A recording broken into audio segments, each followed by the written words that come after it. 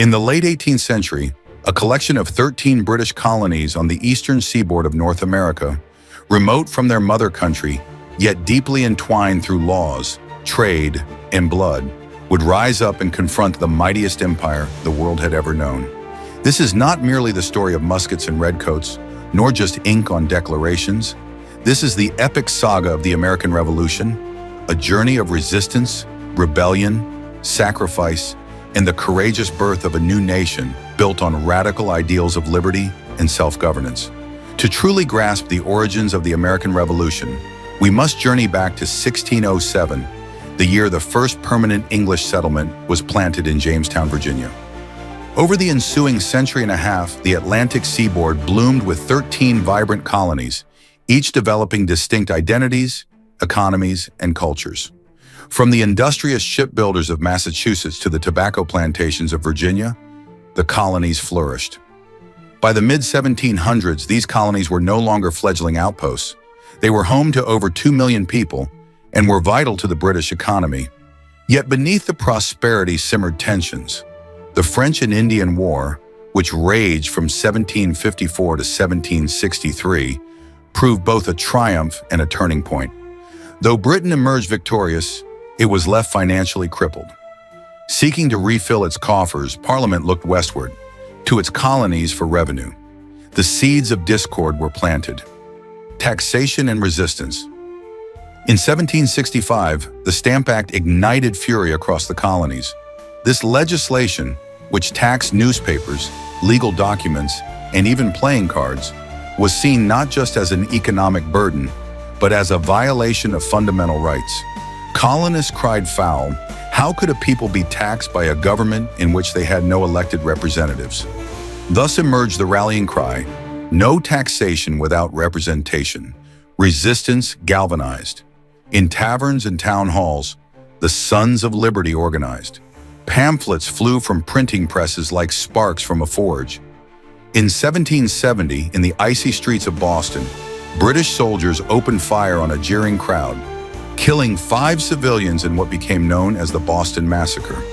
Tensions intensified further with the Tea Act of 1773. One cold December night, revolutionaries disguised as Mohawk warriors hurled 342 chests of British tea into Boston Harbor, a bold act that stunned the world. Parliament struck back with the coercive acts, deemed the intolerable acts by the colonists, closing Boston's ports and stripping Massachusetts of self-governance. But instead of submission, these punitive measures sparked unity. Delegates from 12 colonies convened in Philadelphia at the First Continental Congress, forging the early bonds of rebellion. The war begins April 19, 1775. As dawn broke over the village green of Lexington, colonial militia, farmers, tradesmen, fathers, stood shoulder to shoulder against British regulars. The first shot, whose origin remains unknown, was fired, and history was forever altered. The battles of Lexington and Concord were modest in scale, but colossal in significance. The revolution had begun. Soon after, the Second Continental Congress met again in Philadelphia. Despite differing opinions, the urgency of war bound the colonies together. George Washington, a respected veteran of the French and Indian War, was chosen to command the Continental Army. Yet even as muskets roared, many still clung to hope for reconciliation. They sent the olive branch petition to King George III, who summarily rejected it. The die was cast. Declaration and war. On July 4, 1776, the colonies took a momentous step. In a scorching Philadelphia summer, delegates adopted the Declaration of Independence, drafted by the eloquent and determined Thomas Jefferson. Its words would echo through ages. "We hold these truths to be self-evident, that all men are created equal." But declaring freedom was easier than securing it. The war escalated. In December 1776, Washington led a daring crossing of the ice-choked Delaware River to surprise Hessian forces in Trenton, a bold stroke that revived flagging morale. In 1777, the Battle of Saratoga shifted the tides. American troops under Horatio Gates defeated the British, convincing France, long an enemy of Britain, to openly support the American cause. French ships and soldiers now joined the fray, turning rebellion into international war. At Valley Forge, the Continental Army endured an unforgiving winter. Disease, hunger, and cold claimed over 2,000 lives. Yet through the guidance of Baron von Steuben, the troops emerged disciplined and unified, ready to fight with new resolve. Victory and peace.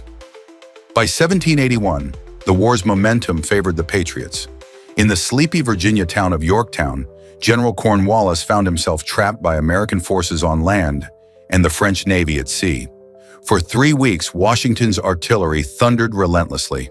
On October 19, 1781, Cornwallis surrendered, effectively ending the war.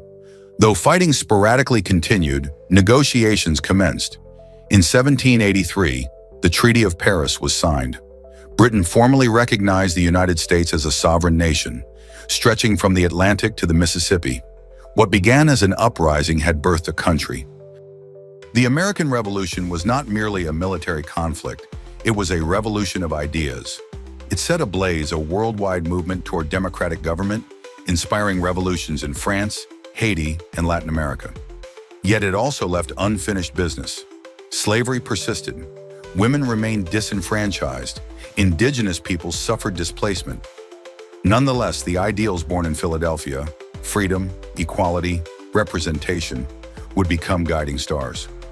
The U.S. Constitution, ratified in 1789, became a living framework, adapting to each generation's evolving understanding of liberty and justice.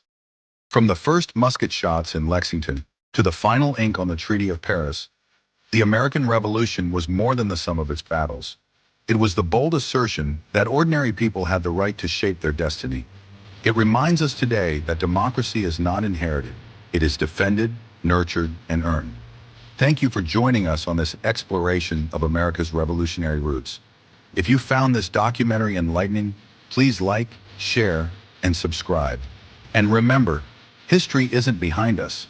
It's happening right now.